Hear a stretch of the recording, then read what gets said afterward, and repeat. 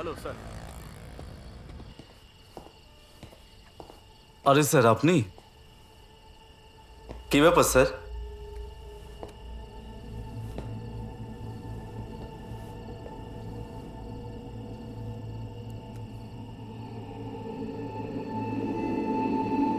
এ কে sir?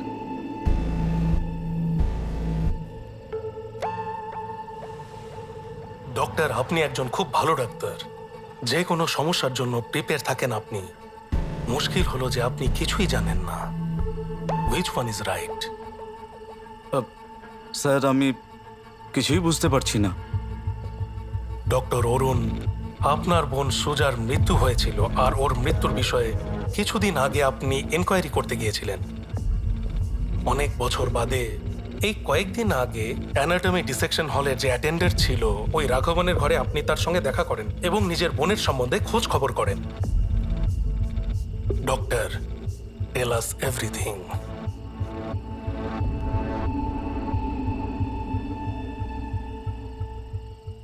দিদির যখন মৃত্যু হয়েছিল আমি তখন ক্লাস 5-এ পড়তাম।